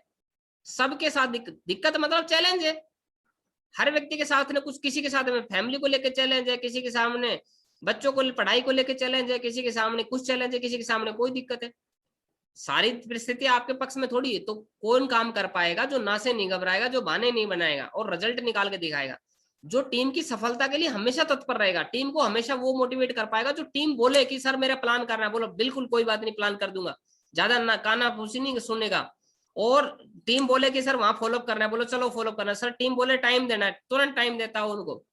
जो टीम की मदद करने को, सिखाने के लिए रुचि लेता हो, वो टीम को हमेशा मोटिवेट कर पाएगा, वो उसकी टीम हमेशा मोटिवेट रहेगी। अब बात करते हैं सफल और असफल लोगों में क्या फर्क होता है साथियों। तो देखिए, जो सफल होते हैं वो फोन उठाकर खुद फोन करते हैं। सफल लोग क्या करते हैं, खुद फोन उठाते हैं और खुद फोन उठाकर खुद फोन करते हैं अपने सीनियर को, अपनी टीम को। लेकिन असफल आदमी क्या करता है, फोन की घंटी बजने का इंतजार करता है, कब घंटी बजेगी, कब घंटी बजेगी, कब घंटी बजेगी, अब सीनियर का कॉल आएगा, अब टीम का कॉल आएगा। ये सफल लोगों की पहचान है। कुछ लोग क्या, किसी भी काम को टालते नहीं है। जो सफल लोग होते हैं वो काम को टालते नहीं है और तुरंत करते हैं। लेकिन असफल आदमी क्या करता है, काम को आगे खिसका देता है। प्लान करना है कल कर लूंगा, फॉलोअप करना है कल कर लूंगा, और मजे करते रहते हैं। ये सफल व्यक्ति होता है। सफल व्यक्ति क्या करता है, वादा करके निभाता है, जुबान का ख्याल रखता है वो हमेशा, और पतली चमड़ी का होता है वो हमेशा। यानी कि जो उसको एक बार किसी सीनियर ने बोल दिया कि यार आपका रिजल्ट नहीं आ रहा, तो सीरियस हो जाता है कि यार मेरे सीनियर को देखो, अगर ये दोबारा बात ना बोल दे कभी कि सर आपका रिजल्ट नहीं आ रहा है, आपकी मतलब वो इतना सीरियस हो जाता है अपनी जुबान को प्रति। और जो जुबान दे देता है ना कि सर मैंने आज 5 सेल भेजूंगा, मैं 2 सेल भेजूंगा, तो किसी भी जान पे खेल के मतलब उसको पूरी करता है वो। और पतली चमड़ी का होता है। यदि किसी ने बोल दिया ना कि सर मतलब ये टीम ना बहुत कमजोर है और ये मतलब हमें हरा ही नहीं सकती, तो मतलब वो इतनी पतली चमड़ी का होता है कि अगले ही दिन उस दूसरी टीम को हरा देता है, कंपटीशन से बाहर कर देता है। और कई लोगों की इतनी जो असफल आदमी होता है ना, वो वादे करते हैं और भूल जाते हैं, उनकी चमड़ी मोटी मोटी होती है, उनको बहुत चुभती नहीं। बोला सर छोड़ो ना, क्या है, बोले ये जीत तो रहे हैं, ये चीज तो कर रहे हैं। तो ऐसा नहीं है, पतली चमड़ी का बनना है। सफल आदमी जो है वो आप देख लीजिए क्या करना है। भाषण से प्रेरित होते हैं और कसम खाते हैं कि सर कर देंगे, फाड़ देंगे, आग लगा देंगे। लेकिन असफल आदमी क्या करता है, भाषण में तो गर्म हो जाता है एकदम, सर हर महादेव आग लगा, और कुछ घंटों बाद ठंडे, फिर वही कहानी उनकी। सफल आदमी क्या करता है, विरोध के बावजूद सफल होने का जज्बा होता है। यानी कि लोग मजाक उड़ा रहे हो, कुछ भी कर रहे हो, उसका परिवार, फैमिली उसको रोकने की चेष्टा कर रहा हो, परेशान कर रहा हो उसको, फिर भी वो सफल होता है, फिर भी हिम्मत रखता है सफल होने की। लेकिन असफल आदमी क्या है, विरोध होती कहानी चालू। बोले सर घर वाले मजाक बना रहे हैं, सर क्या करूं, सर यार दोस्त तो मना कर रहे हैं, सर ये परेशानी चल रही है, सर ये चैलेंज चल रहा है, लोग तो मेरे ये ऐसे ऐसे कर रहे हैं, सर मेरी कंपनी में तो सर लोग ना मेरा मजाक बना दिया, सर मैं सर क्या करूं, मेरे साथ के लोग दो दोस्त यार मेरे को चिढ़ाते रहते हैं ना। और विरोध होने का डर रहता है और काम बंद कर देता तुरंत। मतलब एक दिन टाइल लगाएगा, दूसरे दिन इसकी पुंगी बनाई और रसोई में घुस जाएगा। तो ऐसा नहीं करना है अपने को। सफल होने का विश्वास होता है और हमेशा सफल हमेशा रहता है। मतलब एक सफल आदमी को हमेशा विश्वास रहता है और होके दिखाता है किसी के मत में। लेकिन असफल आदमी देखो क्या करता है, इनको लगता है कि मैं सफल नहीं हो सकता, और ना होते हैं। इनको लगता है पता नहीं मैं कामयाब हो पाऊंगा नहीं पाऊंगा, पता नहीं मेरी टीम बनेगी नहीं बनेगी। अपनी टीम को वीरता देना परिवार से भी अधिक। कुछ लोग ना जो सफल लोग होते हैं वो अपनी टीम को परिवार से, जो अपनी फैमिली है ना, उससे भी ज्यादा मतलब प्रायोरिटी देते हैं। कई लोग अपनी टीम को प्रायोरिटी नहीं देते, अपने परिवार को ज्यादा वैल्यू देते हैं। परिवार को वैल्यू देनी है, लेकिन साथियों कोई ज्यादा इमरजेंसी तब वैल्यू देनी, लेकिन साथियों ड्यूटी फर्स्ट होनी चाहिए आपकी। हमेशा ध्यान रखिए, duty first, always duty first होनी चाहिए आपको। हमेशा क्या करना है, टीम, क्योंकि टीम को अगर प्रायोरिटी पे रखेंगे, टीम को ज्यादा समय देंगे, टीम को पहले समय देंगे परिवार से ज्यादा, तो एक दिन साथियों आप समय नहीं भी देंगे ना, तो आपके परिवार को हर कंडीशन में आपकी टीम संभाल लेगी, क्योंकि वो पैसा कमा के देगी, आपका बिजनेस सब कुछ आपको ऐसे इतना महान बना देगा यदि टीम को आप वीरता देंगे तो। और ये क्या करता है, बाकी सब चीजों को प्रायोरिटी देगा, लेकिन टीम को प्रायोरिटी नहीं देगा। टीम उससे समय मांग रही है, रो रही है, बोलो सर समय दे दो सर, हमारे फॉलो कर दो सर, प्लान कर दो सर, लेकिन वो मतलब मस्त है और परिवार के साथ घूम रहा है, फिर रहा है, आनंद ले रहा है। और सफल आदमी क्या करता है, काबिलियत बढ़ाने पर पूरा ध्यान देता है रोजाना निरंतर। लेकिन असफल आदमी क्या करता है, ना किताब पढ़ता है ना सीखता है, कभी पढ़ लिया कभी नहीं पढ़ लिया, कभी मीटिंग में आ गया कभी नहीं आएगा, आ गया तो बिना डायरी पेन लेके बैठा है, कभी आउट हो जाए कभी फिर ज्वाइन कर लेगा, कभी आउट हो जाए कभी ज्वाइन कर लेगा। ये सफल असफल लोग भी पहचान है, मतलब अपने आप को बस नजरों में दिखा के रहते हैं, तरीके से उनका कुछ होता नहीं कि करना है कि नहीं करना है बिजनेस तरीके से। सफल लोग क्या करता है, खर्चा करते हैं, क्योंकि वो इसे व्यापार की तरह समझते हैं। और असफल आदमी क्या, कंजूस होते हैं, वो इसको घबराते हैं, नौकरी की तरह करते हैं। कोई टूल्स लेना हो, मोबाइल लेना हो, लैपटॉप लेना हो, है ना, कोई सिस्टम को लेके प्रोडक्ट लेना हो, कोई स्टॉक मेंटेन करना हो, तो वो क्या करते हैं, सफल आदमी तो इसको व्यापारी समझते हैं कि ये मेरा बिजनेस है, मेरा खुद का काम है मेरा। लेकिन असफल आदमी जो होते हैं ना, वो कंजूस होते हैं, खर्चा का बरस घर, और पता नहीं क्या हो जाओ, लुट जाऊंगा, पिट जाऊंगा, बर्बाद हो जाऊंगा। और देखिए, तो ये पथ है साथियों, पैसेंस रखिए, एटीट्यूड सही रखिए, टीचेबिलिटी रखिए, होनेस्ट रहिए हमेशा। और SW5L रूल ये याद रखिए, कुछ सम विल कम, कुछ लोग आएंगे कुछ लोग नहीं आएंगे, तो क्या फर्क हुआ, कुछ लोग आपका इंतजार कर रहे हैं तो आप काम चालू रखो। और लॉ ऑफ एवरेज का सिद्धांत हमेशा याद रखिए कि 10 लोगों को बताएंगे तो 7 लोग आपकी बात सुनेंगे, और 4 लोग कम से कम आपका बात देखने आएंगे, बिजनेस प्लान देखेंगे, और कहीं ना कहीं एक व्यक्ति जरूर जुड़ेगा। तो साथियों ईमानदारी से काम करिए, ऑनेस्टी से काम करिए, सीखते रहिए लगातार। और ये प्रोसेस है, ऑलवेज हमेशा इस प्रोसेस को टीम पे डालना है, खुद रहना है। नंबर 1 प्रोसेस क्या है साथियों, चलो देखते हैं। बेसिक स्टेप ऑफ थर्सडे, यानी कि बेसिक जो सक्सेस स्टेप्स है हमारे, वो हर शुक्रवार के दिन होते हैं या थर्सडे को होते हैं, जब भी हो तो वो आपको आना है। संडे का प्लान है, इसमें कनेक्ट रहना है और टीम को कनेक्ट करवाना है। वीकली जो टॉप मीटिंग रहती है, टॉप लीडर मीटिंग रहती है, उसके अंदर कनेक्ट होना है, टीम को करवाना है। जो हमारा कोर है, जो आज चल रहा है, इस कोर में खुद आना है, टीम को लेके आना है। लीडर्स मीटिंग होती है, LDP होगी हमारी, उसमें आना है, टीम को लेके आना है। फंक्शन जो होते हैं उसके अंदर खुद आना है, टीम के अंदर लेके आना। और सबसे जो बड़ी मीटिंग है हमारी, जिसको हम बोलते हैं हमारे बिजनेस का तूफान बन जाता है, जहां पे संस्कार डाले जाते हैं, उसको बोला जाता है बूट कैंप। और ये भी लगभग 3-4 दिन की हम स्टार्ट करने वाले, लॉकडाउन पूरी तरीके से खुल के, और उसमें बड़ा आनंद आने वाला है आपको और आपकी टीम को, मजा आने वाला है, खुश हो जाएंगे आप। तो साथियों बूट कैंप के अंदर आपको ध्यान रखना है अपना, इसको अंदर प्रोसेस में डालना है। तो ये प्रोसेस है, ये सीढ़ियां है, इसको निरंतर। अब आप देख लीजिए क्या आपने सारी मीटिंगों से गुजर चुके हैं, सबसे पहले खुद गुजरना है, खुद लेनी और टीम को दिलवानी है। और एक चीज ध्यान रखिए कि लोग क्या बोलते हैं आपके बारे में, इस चीज पे फर्क नहीं पड़ता, क्योंकि लोगों ने किसी को नहीं छोड़ा। ये गधे वाली स्टोरी मेरी यूट्यूब चैनल पे भी पड़ी है, उसको सब्सक्राइब कर लीजिए, उसमें बहुत सारी चीजें मैं डालता रहता हूँ, नई नई चीजें, तो वो आपको नोटिफिकेशन उसका आता रहेगा, और आपको बहुत सारी चीजें पता रहेगी। तो ये स्टोरी है, आपने सुनी भी होगी कि एक बार क्या होता, 2 लोग जो है, एक हस्बैंड वाइफ गधे को लेके जाते रहते हैं, तो कुछ लोग हंसते हैं, हा हा, है गधा होते हुए पैदल जा रहे हैं, देखो इनको। उसके बाद दोनों गधे पे बैठ जाते हैं, फिर क्या होता है, फिर लोग आगे मिलते हैं, बोलो दया नहीं है इनको, दोनों गधे पे बैठे थे, वो दया नहीं आ रही इनको। फिर वो भाई साहब क्या करता है, बीवी को बैठा लेता है गधे पे, खुद पैदल चलता है। फिर कुछ लोग मिलते हैं आगे बोलते हैं देखो जोरू का गुलाम, खुद पैदल चल रहा है, बीवी को गधे पे बैठा रखा है। फिर थोड़ा आगे चलता है तो वो सोचता है कि क्या क्या क्या किया जाए, तो वो बीवी को नीचे उतार देता है, खुद बैठता है। फिर आगे वो लोग बोलते हैं कैसा आदमी है, औरत को पैदल चला रहा है, खुद गधे पे बैठा आराम से। तो लास्ट में क्या करते हैं, एट लास्ट में फाइनली, कि गधे को ही ऊपर बिठा लेते हैं कंधे पे। फिर लोग हंसते, हा हा, जरा देखो पागलों को, कितने पागल, गधे को सर पे बैठा रखा कंधे पे। तो शिक्षा क्या है साथियों, लोगों को कमेंट्स करने में मजा आता है। आप कुछ भी करो, अच्छा करो बुरा करो, जो भी करो, लोगों को कमेंट्स करने में मजा आता है। इसलिए आपको जो सही लगता है वो करो, लोगों को काम है बोलने का, उनको बोलने दो। हाथी चले बिजार, कुत्ते भौंके हजार। हाथी की चाल हाथी की चाल से बिजार होकर चलना है, एकदम मस्त चलना है। क्योंकि दुनिया का सबसे बड़ा है रोग, क्या कहेंगे लोग, क्योंकि दुनिया ने, मैंने बताया ना, किसी को नहीं छोड़ा है। भगवान को नहीं छोड़ा, अल्लाह खुदा वाहिगुरु गॉड को नहीं छोड़ा है। तो आप और हमारी तो औकात क्या, बताओ, हम तो फिर भी इंसान है। ईश्वर को नहीं छोड़ते तो आप और हमें कैसे छोड़ेंगे। तो आप अपने मस्त काम में लगे रहिए, चलते रहिए, इस बिजनेस को करते रहिए। उसके बाद साथियों, जब बड़े सपने देखने वाले होते हैं, उनको 4 पड़ावों से गुजरना पड़ता है। पहले लोग मजाक उड़ाएंगे, फिर लोग साथ छोड़ देंगे आपका, फिर लोग विरोध करेंगे आपका कि भाई ऐसे कैसे हो गया, और फिर वही लोग कहेंगे कि हम तो जानते थे एक दिन कि आप एक दिन जरूर कुछ बड़ा काम करोगे। तो इन पड़ावों से गुजरना पड़ेगा। ईश्वर ने हमें सभी को एक खाली चेक देके इस धरती पे भेजा है।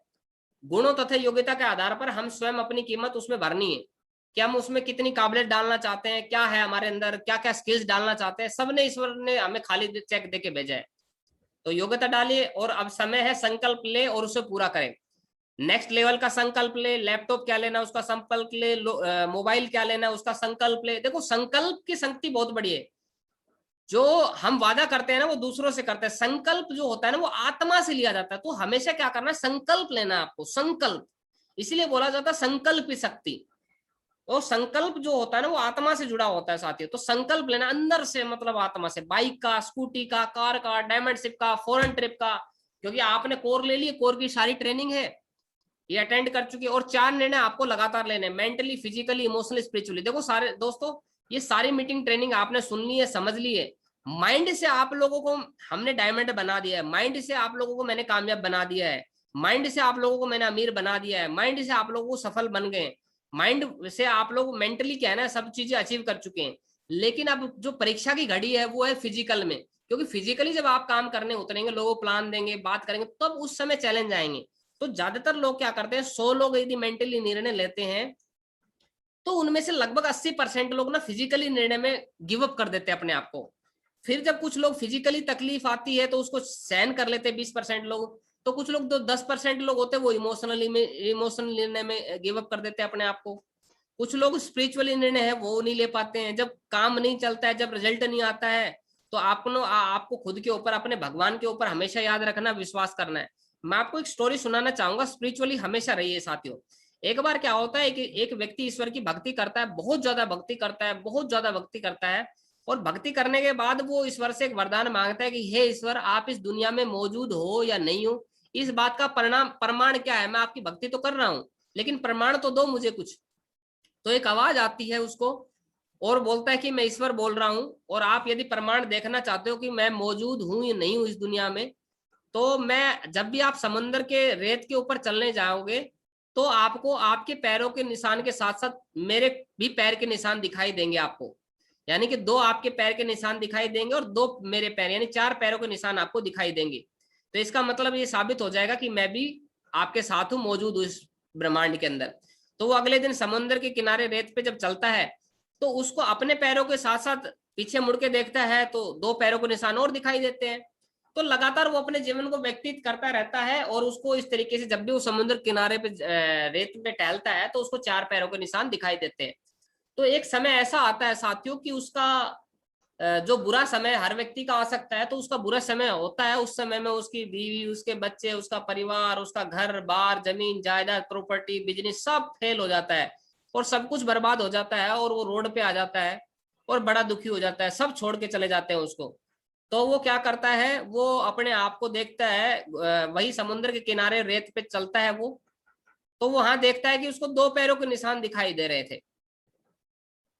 उसको बड़ा ताज्जुब होता है कि आज तो मुझे 2 पैरों के निशान दिखाई दे रहे हैं। इसका मतलब क्या हुआ कि ईश्वर ने भी मेरे बुरे वक्त में मेरा साथ छोड़ दिया।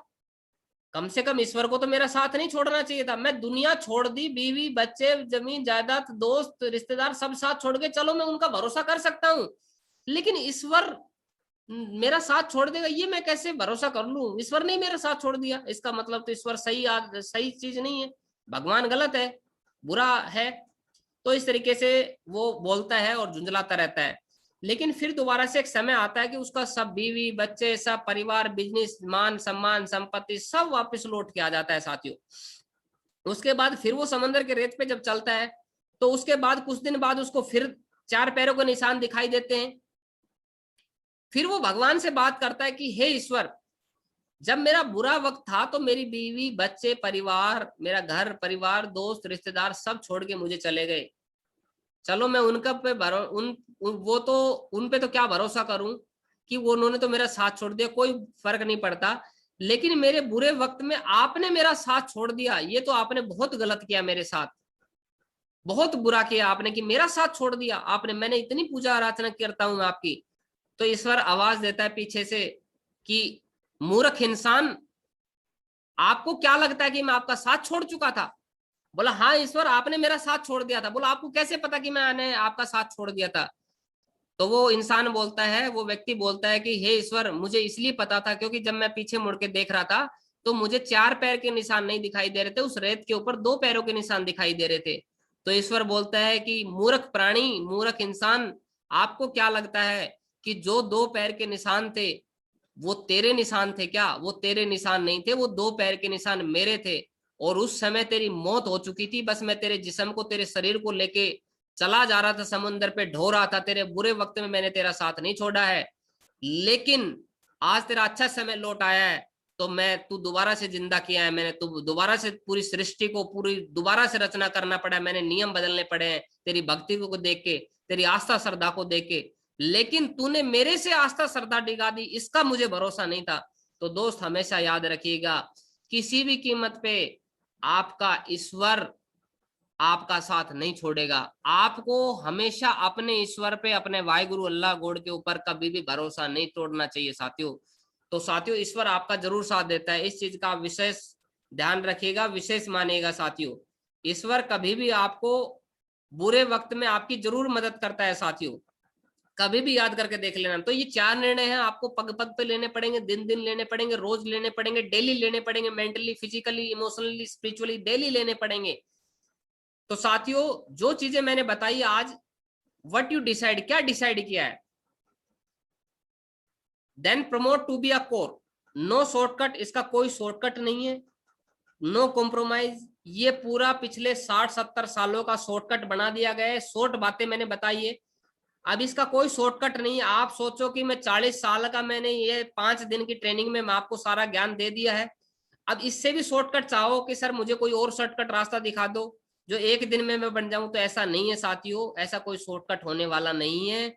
इस चीज का विशेष ध्यान रखिएगा आप, कोई शॉर्टकट तरीका नहीं, इन नियम को फॉलो करना पड़ेगा, इनको मानना पड़ेगा। जानना जरूरी नहीं है, मैंने हमेशा बताया खाया कितना है, लेकिन जरूरी है कि पचाया कितना है। आपने कितनी बातें जानी इस बात से कोई फर्क नहीं पड़ता है, लेकिन कितनी बातें मानते इस बात से फर्क पड़ता है। मैंने आपको मेंटली रूप से कोर बना दिया, डायमंड बना दिया, कामयाब बना दिया, सफल बना दिया है, अचीवमेंट दिला दिए, लेकिन फिजिकली काम करने की आपकी बारी साथियों। कंफर्ट जोन में नहीं जाना है, कंफर्ट जोन में नहीं चले जाना है। पता चले कि बोला दारा सिंह की फोटो देखी तो बोला लगा थोड़ा व्यायाम करूं, और बोला घर पे चारपाई दिखी तो लगा थोड़ा आराम करूं, तो ऐसा नहीं होना चाहिए। लगातार सफल, देखो 2 चीजें होती है साथियों, एक इंसान होता है जिसको बोलता है हार्ड वर्किंग यानी कि परिश्रमी, और एक को बोला जाता है पुरुषार्थ पुरुष। तो साथियों परिश्रमी व्यक्ति में और पुरुषार्थ जो पुरुष होता है उसमें फर्क होता है। परिश्रमी व्यक्ति वो होता है कि जब तक उसका शरीर मेहनत करता है तब तक वो काम करता है, लेकिन पुरुषार्थ व्यक्ति जो होता है वो साथियों उस समय काम करता है जब उसका शरीर, जब मेंटल दिमाग उसके विचार भी बंद कर देते हैं, उसके बावजूद भी वो काम करता है, उसके बावजूद भी वो मेहनत करता है, वही होता है पुरुषार्थ पुरुष साथियों। तो हमेशा अपने को परिश्रमी नहीं बनना है, पुरुषार्थ करना है हमेशा। तो पुरुषार्थ करेंगे, मुझे पूरा भरोसा है, बिकॉज यूर ओवन बिजनेस, आपका खुद का बना बिजनेस है। अब कभी भी आप ये नहीं बोलेंगे सर मेरे अपलाइन ने धोखा दे दिया था, मेरी टीम ने धोखा दे दिया था, सिस्टम ने धोखा दे दिया था, कंपनी ने धोखा दे दिया था। कभी कोई धोखा नहीं दिया, क्योंकि सारी एथिक्स प्रिंसिपल आपको बता दिए गए हैं। यदि कल आपका काम नहीं चला तो मैं आपको चिट्ठी लिखूंगा, बस मैं आपको नोटिस दूंगा, मैं आपको बताऊंगा कि आपका कहाँ काम नहीं चल रहा है। यदि आप बोलेंगे सर मेरा रिजल्ट नहीं आ रहा है, तो मैंने बोलूंगा प्लान करो, प्लान बनाया क्या आपने? आप बोलोगे सर मेरे काम नहीं चल रहा है, मैं बोलूंगा आपने ड्रीम बनाए क्या, आपने लिस्ट बनाई क्या? यानी इसका कोई शॉर्टकट तरीका नहीं। तो साथियों बहुत बहुत बधाई हो, कोर गेट्स मोर। कोर जो बन जाता है वो रेगुलर चेक बनाता है कुछ दिनों के बाद। अगर कोर की जो बातें मैंने बताई है यदि लगातार फॉलो कर लेते हो, अपने अंदर डाल लेते हो, अपनी क्वालिटी के अंदर डाल लेते हो, इनको अपने गुणों के अंदर शामिल कर लेते हो, तो साथियों कुछ दिनों के बाद आपके लगातार चेक बनते हैं, आपको ग्रेट सफलता मिलती है, डायनेमिक लीडरशिप निकल के आती है, एक गजब के एक ऐसे व्यक्ति बनते हो कि हजारों लाखों की भीड़ में आपको पहचान मिलती है, आपको एक अलग नाम फेम आइडेंटिटी से जाना जाता है साथियों, और बहुत ही फर्दर आपको डायमंडशिप मिलती है और इसके अलावा बहुत कुछ आपको मिलता है साथियों। तो बहुत बहुत बधाई हो साथियों, कॉन्ग्रेचुलेशन हो, बधाई दूंगा आपको कि आपने 5 दिन का जो कोर्स सेशन है वो पूरी तरीके से सफलतापूर्वक अटेंड कर लिया साथियों। इन्हीं शुभकामनाओं के साथ मैं अपने शब्दों को विराम दूंगा। हो सकता है मेरे माध्यम से कोई गपशप, कोई बुरी बात, कोई गलत बात जाने अनजाने में निकल गई 5 दिनों में, तो छोटा बड़ा भाई समझ के माफ कर दीजिएगा। जितनी भी अच्छी बातें थी वो हमारी कंपनी की थी, सिस्टम की थी, उनको आप लेने की कोशिश करिएगा, अच्छी बातें लेने की कोशिश करिएगा। दिमाग में कोई गलत बात बैठ गई उसको डिलीट कर देगा साथियों। तो आपने अपना कीमती समय दिया 5 दिन का, इसके लिए मैं बहुत बहुत दिल से बहुत बहुत धन्यवाद देता हूँ साथियों। प्रेम पूर्वक आप सभी का बहुत बहुत धन्यवाद। Thank you very much, wish you all the best साथियों, and go diamond. Thank you very much साथियों, बहुत बहुत धन्यवाद साथियों, थैंक यू।